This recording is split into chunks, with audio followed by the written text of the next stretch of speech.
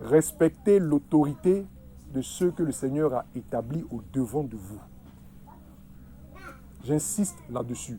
Même quand vous leur parlez là, parlez-leur avec déférence. Quand vous leur parlez, parlez-leur avec obéissance. Ayez du respect pour eux. Peu importe leur âge biologique, ayez du respect pour eux. Afin que ce soit une joie pour eux de vous paître. Est-ce que vous savez que si le cœur de quelqu'un n'est pas content de vous,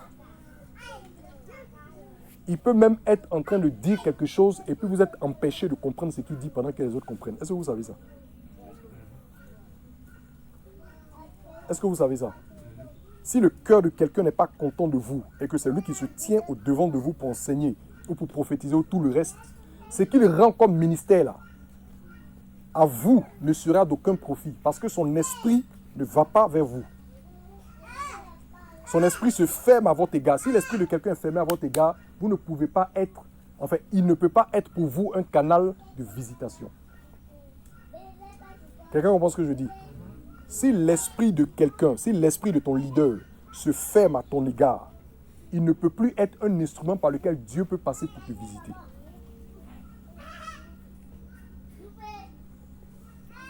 Je ne suis pas en train de dire que tu ne connais pas Dieu ou que c'est quelqu'un qui doit aller chercher Dieu pour venir te donner. Ce n'est pas de ça que je parle. Parce qu'il y a cet enseignement-là qui circule. Ce n'est pas de ça que je parle.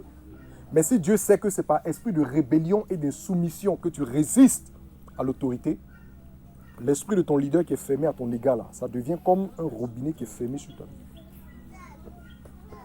Devenez léger pour rendre l'œuvre de Dieu facile. Ils ne m'ont rien dit, hein. Ce n'est pas qu'ils m'ont dit quelque chose. C'est le Seigneur qui parle. Depuis qu'on parle le mercredi, là, personne ne m'a dit il y a ceci ou il n'y a pas cela. Non. C'est le Seigneur qui parle chaque jour et qui dit chaque jour ce qu'il estime devoir dire. Parce que c'est nécessaire. Vous voyez qu'ils ont des collaborateurs qu'il a plu à Dieu de rassembler autour d'eux. Et ces collaborateurs-là, regardez les collaborateurs, regardez ces pasteurs-là comme étant leurs adjoints. Il a dit à Moïse, je vais prendre de l'esprit qui est sur toi pour le mettre sur les anciens. Dès l'instant où on a pris de l'esprit qui est sur Moïse, une portion de l'esprit qui est sur Moïse, pour déposer sur les anciens, dès cet instant-là, ils deviennent quoi? Participants de la gloire de Moïse. Et le peuple a le devoir de faire quoi? De les révérer, de les respecter de la même manière qu'il respectait Moïse. Encore fallait-il qu'il respecte Moïse.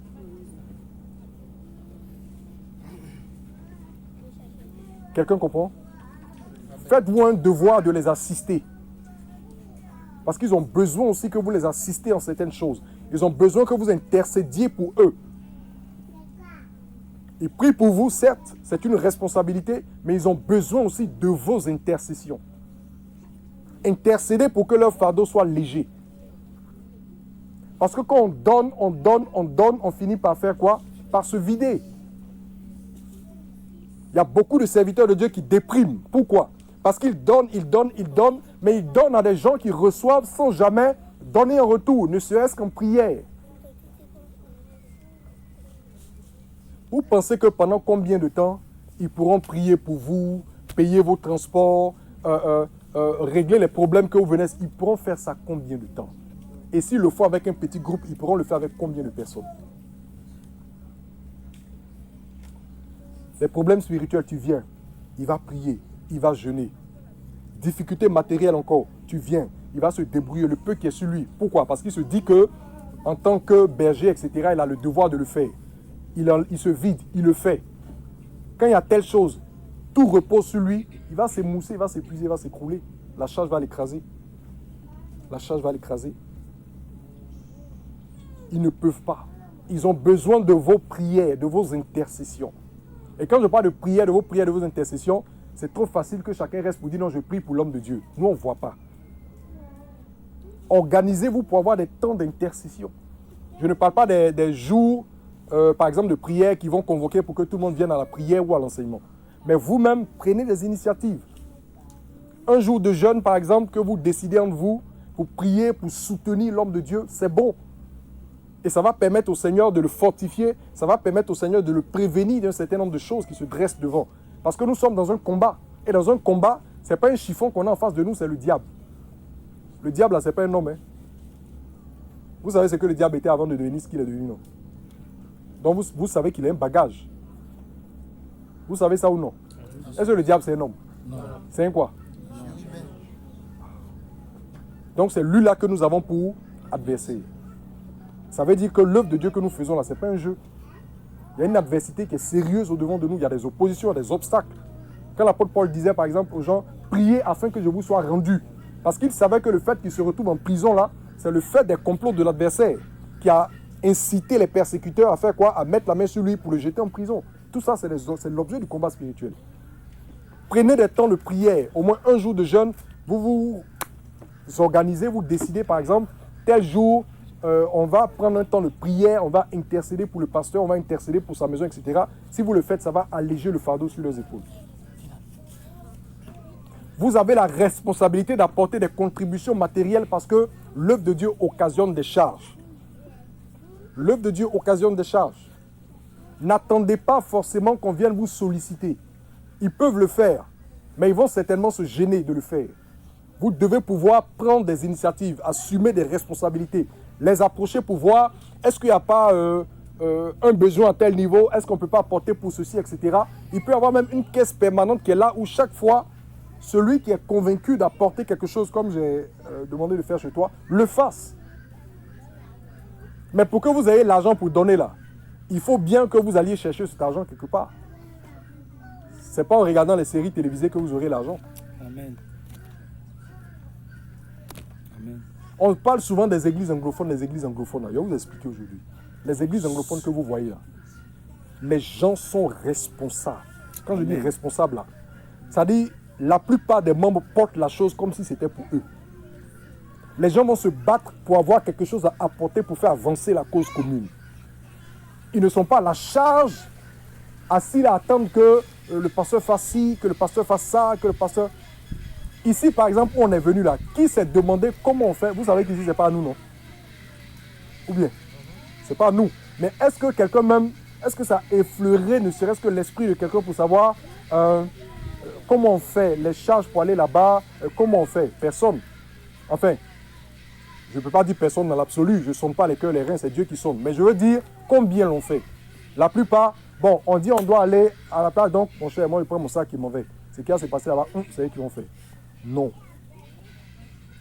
C'est comme ça qu'on devient un fardeau pesant. Et maintenant, c'est eux maintenant qui vont se décacasser dans le secret, lutter, passer de petits coups de fil clandestins pour voir comment on peut faire.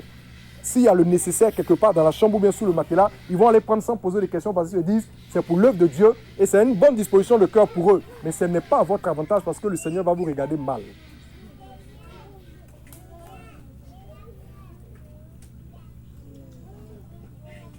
Vous voulez que, par exemple, à d'autres cultes groupés comme ça, la moitié d'ici puisse être remplie, non? Qui veut pas ça?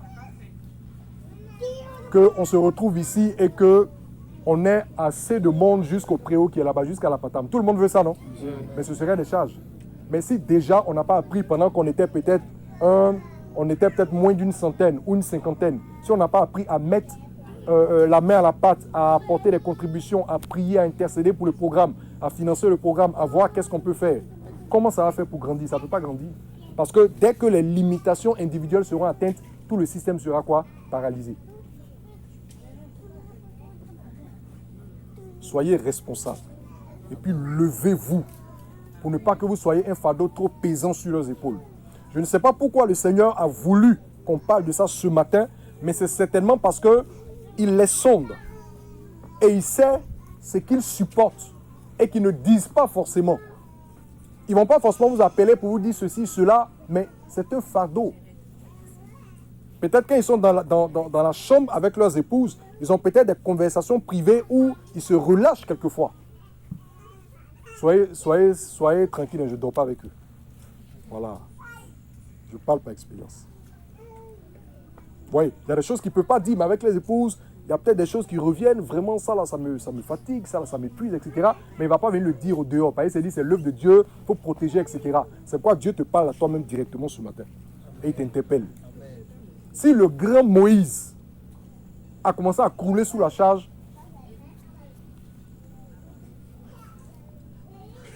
l'apôtre Paul disait, les églises me donnent du souci tous les jours.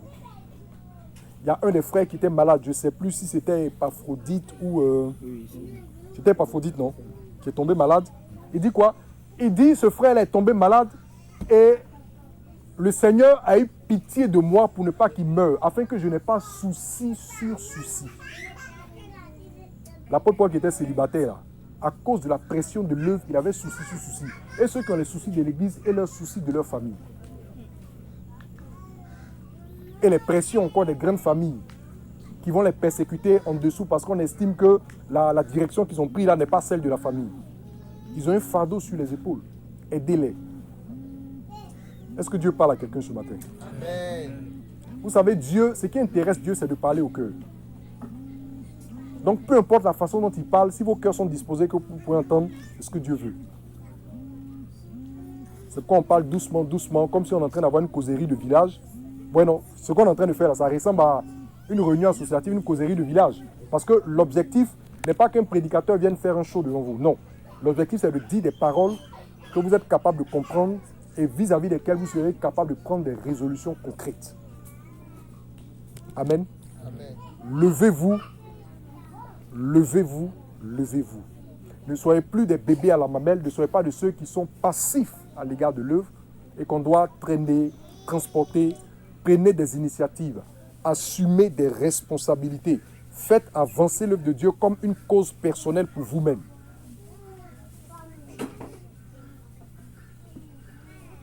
Faites avancer l'œuvre de Dieu comme une cause personnelle pour vous-même. Mettez-vous au travail. Pour ceux qui ne travaillent pas, mettez-vous au travail. Vous êtes intelligent, vous avez toutes vos facultés, vous avez tous vos membres, mettez-vous au travail. Si vous estimez que vous n'avez pas assez de génie pour concevoir quelque chose à faire, parmi vous là, il y a beaucoup qui ont de petites entreprises privées, etc. Approchez-les pour apprendre et pour voir comment vous pouvez tirer votre épingle du jeu. Mettez-vous au travail. Les gens ne vont pas aller se décacasser, venir vous prêcher, encore venir vous assister, encore venir prier pour vous, encore vous transporter ici. Ils ne pourront pas le faire longtemps. Ils vont craquer. Et demain, c'est les mêmes qui vont dire, non, on était ici, ça marchait bien, mais après, on s'est dispersé. Vous êtes dispersé pourquoi? Souvent, les gens ne se demandent pas pourquoi les groupes se dispersent. Mais quand Dieu estime que ça ne peut plus continuer, il va souffler dessus. Ne serait-ce que pour préserver son instrument.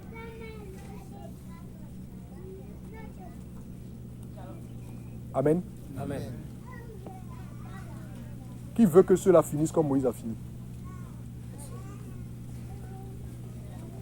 Vous voulez qu'il finisse comme Moïse a fini? Vous voulez qu'il soit préservé, non? Donc faites ce qu'il y a lieu de faire pour qu'il soit préservé, que le force soit renouvelée. Que ce soit une joie pour eux de vous paître. Et qu'au lieu de gémir devant Dieu, ce soit plutôt des actions de grâce qui se multiplient parce qu'ils sont contents de ce qu'ils sont avec des frères qui ont compris la vision, qui s'investissent dans la vision, qui agissent selon qu'ils doivent agir pour faire avancer les choses. Mais qu'on ne se retrouve pas au stade de un tel a voyagé, un tel autre a voyagé, donc les gens traînent les pas pour venir à la réunion, les gens viennent quand ça leur plaît, et puis les gens, le jour où ils veulent entendre une parole, ils viennent, le jour où ils ne veulent pas entendre, ils viennent. Non. Qu'en leur présence ou en leur absence, vous ayez toujours le même zèle, la même assiduité, la même concentration par rapport à ce qui est en train d'être fait parce que c'est l'œuvre de Dieu. Ceux qui sont dans les différents domiciles, là, respectez-les. Moi, j'ai un problème avec ceux qui ne respectent pas. Et ça ne vient pas de moi, ça vient de mon Père. Dieu a un sérieux problème avec le non-respect de l'autorité. Les gens s'épanouissent beaucoup dans le ministère dans les pays de l'Est. Quand je parle des pays de l'Est, les Ghana, Togo, Bénin, jusqu'au Nigeria. Peut-être que vous n'avez pas connu un peu ces pays-là, mais quand vous êtes dans ces pays-là, il y a une forte culture du respect et de la révérence de l'autorité. Que ce soit en famille ou à l'église, ou de la femme à l'égard de l'homme, c'est des choses avec lesquelles ils ne jouent pas. Et ça fait qu'il y a beaucoup d'épanouissement et d'élargissement dans tout ce qu'ils font. Parce qu'il y a toujours des bénédictions qui descendent de la part de gens qui sont contents d'eux et qui descendent de là-haut. Vous pouvez voir un pasteur d'un certain âge. Quand il va se retrouver, par exemple, président de son mentor, là, on dirait un garçon de 10 ans. Pourtant, lui-même, là, il a beaucoup de gens sous son autorité. Et puis, il a une église qui peut quitter ici jusqu'au pic que vous voyez dans l'eau là-bas. Mais quand ils vont marcher, tu vas voir son menton attrape sa main. Tu as l'impression que tu es en train de marcher avec peut-être n'importe lequel des gamins. Pourquoi? Parce que c'est des principes qu'ils ont compris et Dieu aime ça. Ne croyez pas qu'au nom de la fraternité, regardez, vous connaissez le pasteur Bilé Akani? Quelqu'un le connaît? Bilé Akani, c'est un Nigérian. Quelqu'un a déjà vu peut-être un de ses livres? Non? Le pasteur Bilé, on l'appelle frère Bilé. Mais on l'appelle frère Bilé. Ouais, non? Il a dans les 75 ans là-bas. Mais quand tu le regardes, on dirait un monsieur de peut-être 50 et quelqu'un, etc. C'est la grâce de Dieu. On l'appelle frère Bilé. Mais ses collaborateurs et tous ceux que vous voyez marcher avec lui, ou les gens de l'église, regardez la révérence avec laquelle il se conduit à son égard. Pourtant, on l'appelle frère. C'est un monsieur de 75 ans. On l'appelle frère. C'est pas l'appellation frère n'est pas un problème. Le vrai problème qui est derrière, c'est que dans l'esprit de la plupart des Ivoiriens, quand on dit frère, là, ça veut dire petit copain. C'est ça qui est le problème.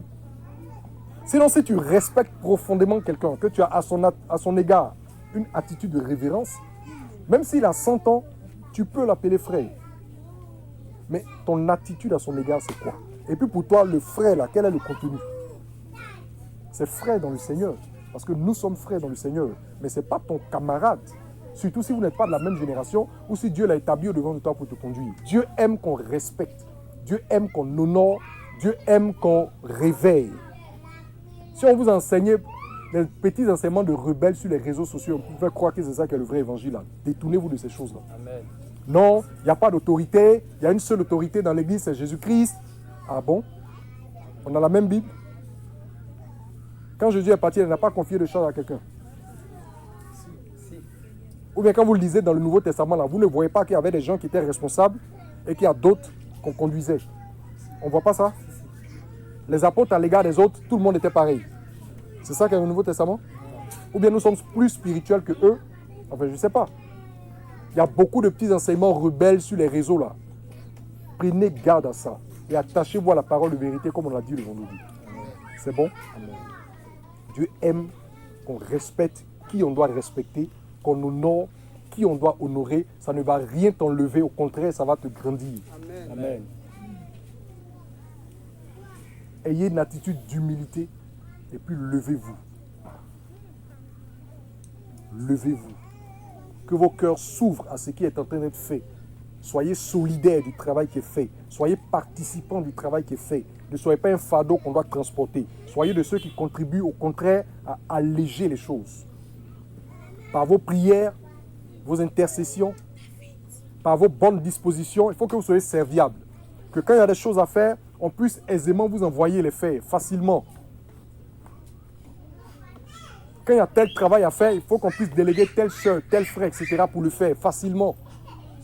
Il ne faut pas que pour pouvoir même vous confier un travail à faire, son cœur batte. Est-ce qu'il va accepter de faire? Est-ce qu'elle va accepter de faire? Qui es-tu pour qu'on ne puisse pas te confier une chose à faire? Pourquoi? Pourquoi eux? Vous savez qu'il y a des fraternités comme ça, où on ne peut même pas dire à quelqu'un va faire ça, parce que est-ce qu'il a suffisamment d'obéissance et de soumission pour faire ce qu'on lui dit de faire? C'est pas normal.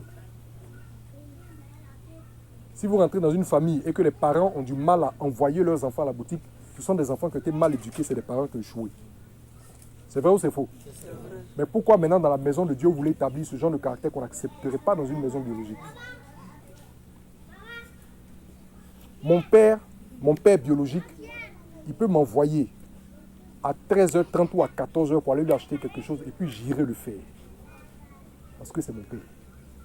Est-ce que vous comprenez? C'est comme ça. Il fait chaud. Il peut m'envoyer acheter une bière et puis je vais acheter la bière. Parce que c'est mon père. Et ça plaît à Dieu que je me conduise comme ça. Et dans la maison de Dieu, il faut que... Si on se conduit comme ça dans nos maisons biologiques, à combien plus forte raison dans la maison de Dieu?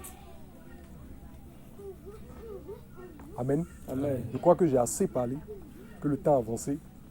Mais retenez que vous devez vous lever.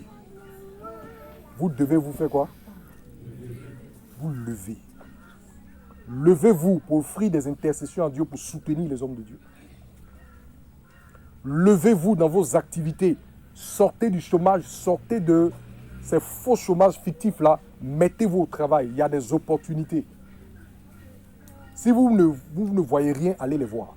Les femmes là, pour faire les yaourts, les bissap, on n'a pas besoin de diplôme. Tournez-vous les doigts, faites quelque chose. Amen. On m'a mis à travailler dans l'administration. À l'époque, quand on a fermé les entreprises, elle n'a pas considéré le fait qu'elle a été élevée dans telle famille ou qu'elle a occupé telle fonction. Elle s'est mise tranquillement à faire ses jus et ses jus lui rapportaient ce que ça devrait lui rapporter. Ça va? Prenez des initiatives, travaillez parce que tant que vous ne travaillez pas, vous n'aurez rien à apporter. Ah ben moi je ne travaille pas, donc moi je ne peux pas contribuer. Oui, mais c'est pourquoi il faut travailler. Amen. Ah oui, c'est pourquoi il faut travailler. C'est trop facile de dire, bon, comme moi je ne fais rien, donc bon, les autres vont faire. Non, non, non, va travailler. Et si tu n'as pas d'idée, rencontre parmi vous, là, il y a des hommes qui ont des initiatives, de petites entreprises. Vois avec eux comment on peut t'aider, te former sur quelque chose, t'initier à quelque chose, t'aider à vendre quelque chose. Mais il faut que tu travailles parce que c'est ainsi que tu pourras contribuer à l'avancement de l'œuvre de Dieu. Maintenant, si on vient que ceux qui ne travaillent pas là, elle est soulevée pour aller évangéliser. Ah oui. Amen. Comme ça, au moins, vous aurez au moins quelque chose qui est utile pour faire avancer le royaume. Il faut bosser. Il faut vous lever. Il faut être responsable. Sinon, ça là, ça ne peut pas évoluer. Allégez leurs charges. Faites qu'ils soient contents. Qu'ils ne gémissent pas dans le secret. Mais au contraire, qu'ils multiplient les actions de grâce. Parce qu'ils sentent votre solidarité. Ils sentent votre engagement. Amen. Amen. Que Dieu nous bénisse. Quelqu'un veut poser une question? Est-ce que quelqu'un veut poser une question? Oui, vas-y. Concernant le respect dû aux autorités, Oui. est-ce que si par exemple, Parle fort. je ne veux pas parler des conducteurs de notre assemblée par exemple, Oui. mais un conducteur de notre assemblée ou même pasteur de notre assemblée, Oui. que tu sais que tu ne marches pas voilà, selon le vrai évangile par exemple, Oui. est-ce que tu peux lui devoir ce même respect, ce même parce que tu dois Absolument. Le respect n'est pas lié à la doctrine. Le respect est lié à la position. Est-ce que vous comprenez? Le respect est lié à la position. Et puis, il y a un constat que j'ai fait. Il y a des gens, ils respectent leur pasteur et puis ils écrasent les autres. Amen. C'est que, en fait, c'est un respect hypocrite. Parce que si tu respectais la posture, tu allais respecter tous ceux qui sont dans cette posture-là. Il y a des gens qui sont, quand vous les voyez interagir avec leur pasteur, ils sont des agneaux. Mais avec d'autres pasteurs, mais c'est à peine s'ils ne les shootent pas comme un ballon de football. Amen. Donc, c'est une révérence hypocrite. Et ne soyez pas des hypocrites. Amen. Si vous êtes conscient que vous devez respecter des gens dans le Seigneur, respectez-les. Amen. Même s'ils n'ont pas une fonction de pasteur, parce qu'ils n'ont pas cette charge de ministère, que vous savez que c'est des personnes, par exemple, qui ont une certaine, peut-être biologiquement, qui sont d'un certain âge, respectez-les. Vous comprenez? Il faut les respecter. Nous ne sommes pas de ceux qui, par exemple, un jeune prophète qui voit une femme de 60 ans ou bien des adultes et puis qui appelle, hey, mon fils, viens ici. Il y a du respect pour tout le monde. Vous comprenez? On respecte tout le monde. Et même les conducteurs aussi vous respectent dans une certaine mesure. Ça va? Seulement vous, à leur égard, vous avez un devoir de soumission et de révérence vis-à-vis de l'autorité. Mais ce n'est pas pour ça qu'eux aussi ne vont pas respecter, par exemple, des personnes qui sont plus âgées ou même moins âgées. Il peut y avoir parmi nous des personnes moins âgées, mais que je vais respecter, je ne vais pas les piétiner. Non. Amen. Ne serait-ce que par bonne éducation. Amen. À plus forte raison, le fruit de l'esprit est venu s'asseoir dessus. La courtoisie, voilà, il faut avoir une bonne attitude. Ça va? Parce que le pasteur t'a repris la dernière fois, tu ne viens pas à la réunion. Ou parce que le pasteur t'a repris la dernière fois, tu viens à la réunion mais tu boudes. C'est de l'impolitesse. Est-ce que c'est pas là quelqu'un? Amen. Voilà. S'il te reprend, il te reprend avec l'autorité que lui donne le Saint-Esprit. Quand c'est fini là, et puis c'est fini. Si dans l'heure qui suit, il prend son téléphone et puis il te sollicite pour faire quelque chose, tu le fais avec joie. C'est là même qu'on voit que ton cœur est circoncis. C'est là qu'on voit que tu es brisé. Quand Jésus dit que le royaume des cieux est pour ceux qui sont comme des enfants là, vous pensez qu'il parle de quoi? C'est ça l'enfance. Ou bien, c'est ça l'enfance.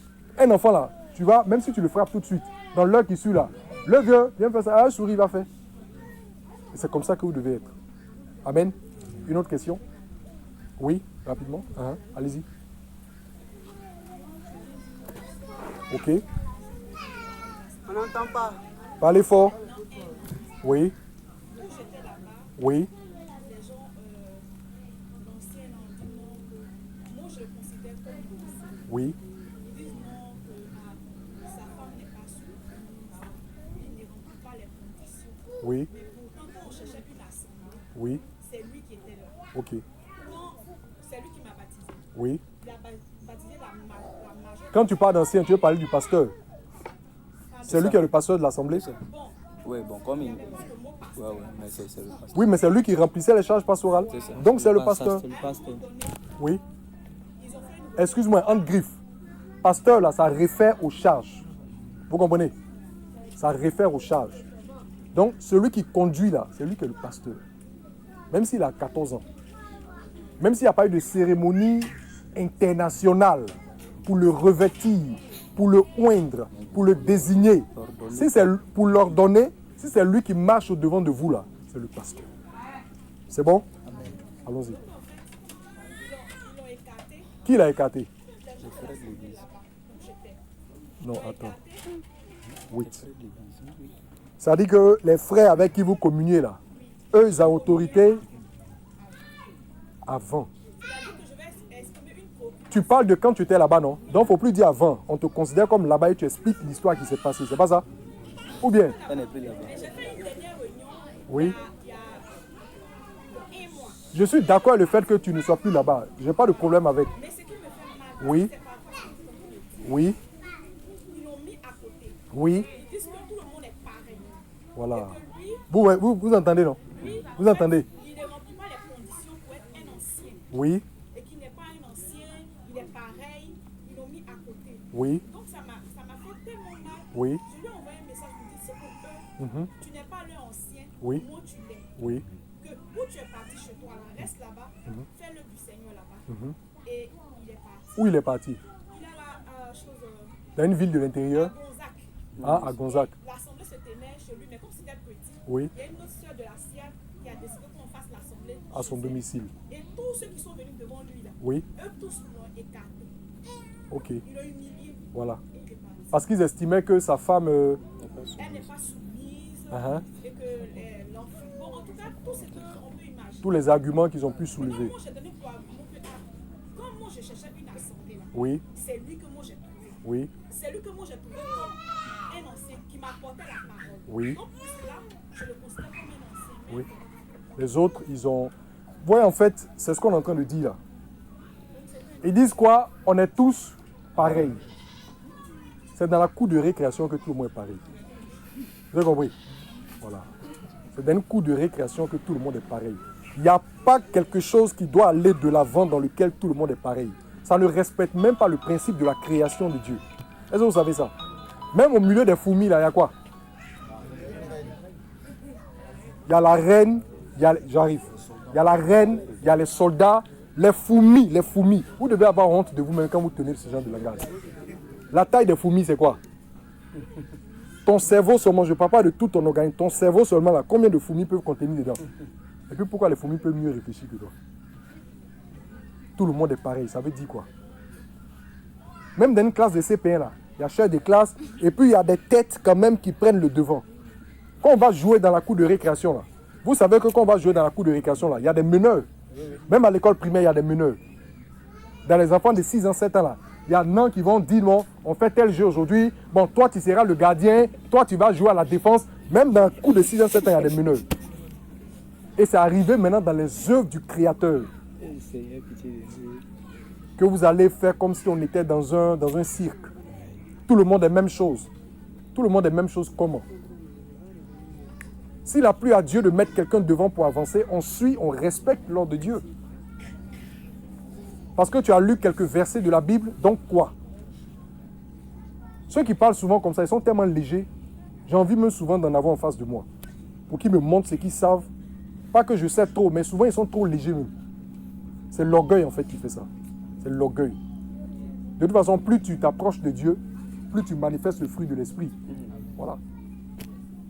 Plus tu t'approches de Dieu, plus tu portes le fruit de l'esprit. Plus tu es rebelle, plus tu ressembles au père de la rébellion. Oui, elle voulait terminer. Et donc, il est parti. Oui. Et quand il est parti, Allons-y un peu vite. Il y a quelques-uns qui ont fait, non? Quelques-uns. Voilà. Quelques-uns, c'est pas tout.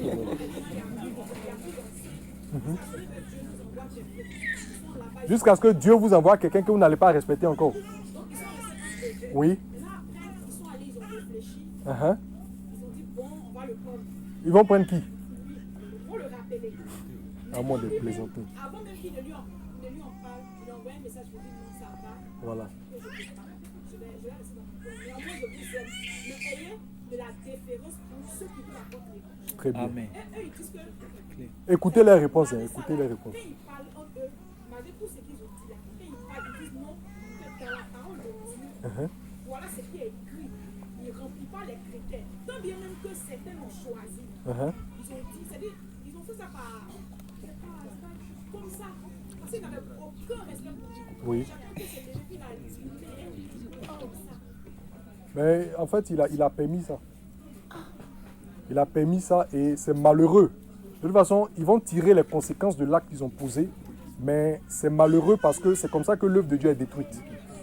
Vous comprenez? C'est comme ça que l'œuvre de Dieu se détruit facilement entre nous-mêmes.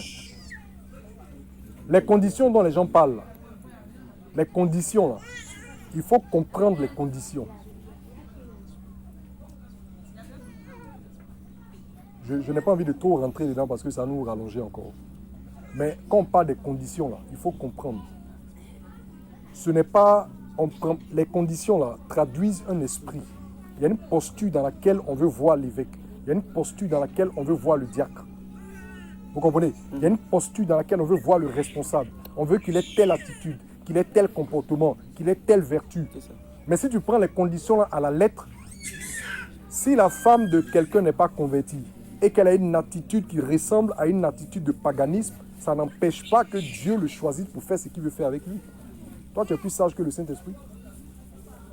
Quelqu'un vous partage la parole de Dieu, il le fait de façon correcte. Sa femme ne vient pas vous écraser, vous. Peut-être qu'ils ont leurs soucis domestiques à la maison. Vous savez combien de pasteurs même sont battus par les femmes avant de venir prêcher? Est-ce que vous voyez ça? Est-ce que vous voyez ça? Ou bien vous avez autorité pour dégommer tous les pasteurs dont vous allez voir que son fils ne s'est pas bien conduit. Parce que dans les conditions, il y a ça. Il faut qu'il tienne sa maison dans l'obéissance. Mais si en cours de route, le fils d'un pasteur a déraillé, donc son ministère, là, c'est fini. C'est comme ça que vous prétendez lire les Écritures sans les comprendre. Comprenez l'esprit de ceux qui parlent. Vous ne pouvez pas faire des dégâts. Comme eux connaissent les Écritures, là, ils n'ont qu'à prendre la parole, ils vont conduire le peuple. Pourquoi ils le rappellent? Puisqu'ils savent si bien lire les Écritures. En fait, c'est de l'orgueil, c'est tout. Et je connais ce genre d'esprit-là, ça a divisé beaucoup de jeunes groupes. Tout le monde est savant, tout le monde peut tout. Personne ne respecte personne. Si les gens le respectaient, il y a des choses qui ne se seraient pas permis de faire. Mais comme déjà à la base, tout le monde était pareil, quand vous êtes entre amis, là, chacun dit ce qu'il veut à quelqu'un et puis ça ne va pas quelque part. Mais dans l'armée, là, vous avez déjà vu un sergent, je ne parle même pas de colonel, hein, de sergent à sergent-chef là. Il ne peut pas se permettre des écarts de langage. Ne serait-ce que de sergent à sergent-chef. Ton responsable de groupe musical, tu ne le respectes pas. Et tu crois que c'est agréable à Dieu à cause du petit talent que tu as? Non. Celui qu'on a mis devant toi pour le conduire, tu ne le respectes pas. Ça ne peut pas marcher. Oui, vas-y. Encore une question encore et puis... C'est une question? D'accord, vas-y. Bon, je voudrais savoir si le fait qu'un conducteur ne soit pas content Oui. de l'attitude d'un membre de l'Assemblée, Oui. est-ce que cela peut avoir une influence au niveau de la vie active? Ça veut dire au-delà de la foi simplement. Oui. Est-ce que ça peut influencer sa vie active? C'est possible. C'est possible. Parce qu'en réalité, si le conducteur n'est pas content d'un membre, pas pour des petits... pas pour des... Je vais dire pour des futilités. Mais si véritablement c'est en rapport avec l'œuvre, la façon dont le frère se conduit dans l'œuvre, comme on appelle ça, ton mécontentement là, est le mécontentement du Seigneur à son égard. Amen. Est-ce que vous comprenez?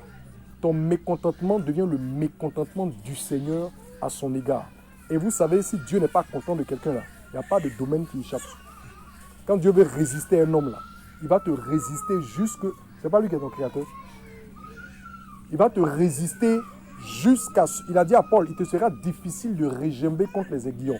Si je veux te fermer la voie, j'ai les moyens de te fermer la voie. Donc ce ne sera pas seulement spirituellement, je ne suis pas en forme, mais tous mes trucs marchent. Non. Dieu peut commencer par un domaine. Et si tu n'entends pas raison, il peut commencer, ça peut s'étendre. C'est possible que ça s'étende à d'autres secteurs de ta vie. Parce que Dieu te résiste. Vous comprenez?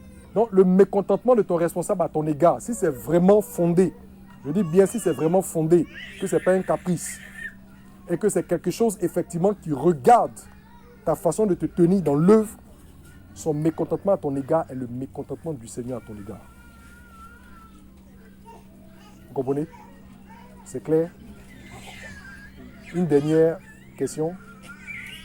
Ce n'est pas une question, tu voulais juste dire quelque chose? Vas-y. D'accord. C'était une remarque aussi. Oui. Voilà. Écoutez très bien. Hein? J'avais remarqué que Oui. dans cette vague d'église de maison, Si. il y a de liens fraternels convenables. Il dit de parler un peu plus fort. Tiens-toi debout peut-être. En fait, je dis que j'avais remarqué que dans cette vague d'église de maison, Oui. de fraternité, tout ça, Si.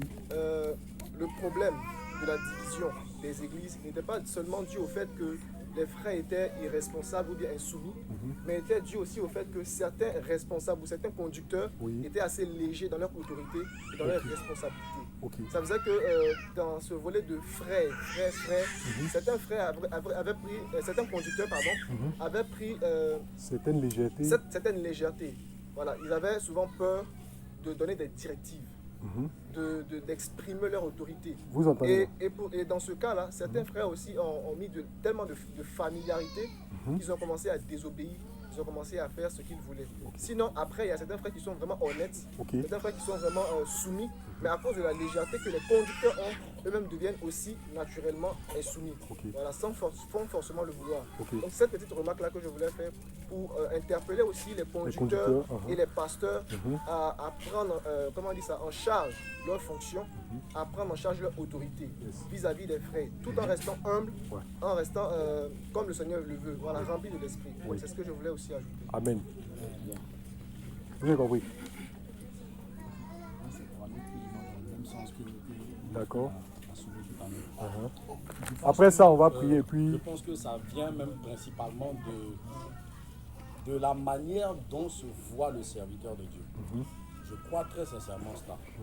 Je crois que parmi nous, si on veut être honnête, nous tous qui sommes assis ici, il y a beaucoup, et moi-même y compris, qui ont accepté le fait d'être pasteur il y a très peu de temps. Parce qu'il y avait l'image de la religion qui montrait que le pasteur était celui qui devait porter une soutane avec un col là. Et donc, derrière, il n'y avait pas... En fait, le frère se voyait comme un bon frère qui était devant une assemblée, qui devait la tenir, qui devait la conduire, sans pour autant se mettre dans la position d'un pasteur. Sans réaliser la charge. Sans vraiment réaliser la charge qui lui incombait. Et au fait, ça crée derrière aussi tout ce désordre dont il vient de parler. Parce que si je suis un bon frère qui n'ai aucune charge apparente, à la limite, ou que je me mets dans la posture où j'aide les frères à marcher dans le Seigneur, à rester dans la foi et tout, et sans pour autant revêtir l'autorité qui m'est donnée de par le Seigneur. Parce que le frère qui te dit, je veux que tu conduises une assemblée, c'est vrai que c'est le frère qui t'a parlé, mais c'est Dieu qui en a donné la charge.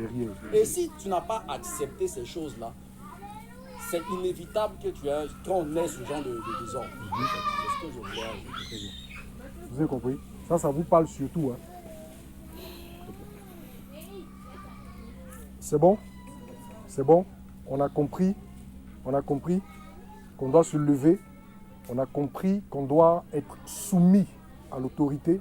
On a compris qu'on doit être actif, qu'on doit participer de façon vraiment active, porter le fardeau avec ceux qui marchent devant pour ne pas que la tâche produise des gémissements dans leur cœur, mais au contraire, que ça produise des actions de grâce. Amen. On ne va pas parler individuellement à chacun, Mais quand Dieu parle comme ça, là, ceux qui sont attentifs, le Saint-Esprit parle à leur cœur sur des choses qu'ils ont personnellement à faire, des éléments sur lesquels ils doivent se revoir, des dispositions qu'ils doivent commencer à adopter. Même dans l'intervention de la sœur tout à l'heure, peut-être que certains se sont retrouvés dans un schéma similaire. Donc ça vient en même temps comme une correction pour vous. Ne tombez pas dans de tels travers. Vous avez compris? Craignez Dieu et ne tombez pas dans de tels travers. L'esprit de la rébellion ne peut pas permettre de bâtir le corps de Christ. Vous savez à quel moment on dit il y a cancer dans le corps? Le cancer là, vous savez ce que c'est? C'est quoi? Oui.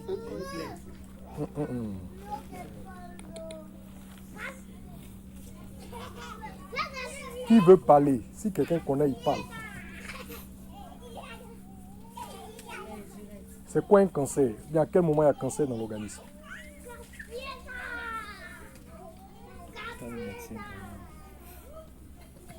Personne ne veut essayer. Bon, lui, il a dit c'est une plaie. Bon, c'est pas une... Oui. Il y a une maladie qui était mal traitée et qui a... Non, ça, c'est les causes du cancer. Mais à quel moment on constate un cancer? C'est à quel moment on dit qu'il y a un cancer dans un organisme? Oui. Lorsque ce mal-là s'est perdu. Quel mal? Lorsque un individu. Non, donc, si tu as un palu pendant longtemps, ce n'est pas un cancer. Ou bien une fièvre typhoïde qui traîne, ce n'est pas un cancer. En fait, c'est une multiplication de cellules anormales. Est-ce que vous comprenez?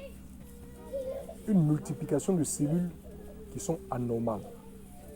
Et qui vont faire dérailler l'organisme parce que l'organisme aussi va chercher à produire des anticorps. Et puis ça...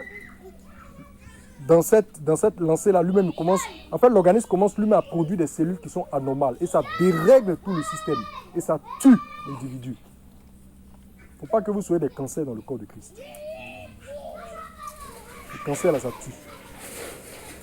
Si vous commencez à pousser comme des cellules anormales dans l'église, autrement dit, vous commencez à avoir des attitudes, vous commencez à adopter des postures qui vont contre l'ordre établi par Dieu, qui vont contre la façon dont Dieu veut conduire les choses, vous devenez des cellules cancéreuses dans le corps.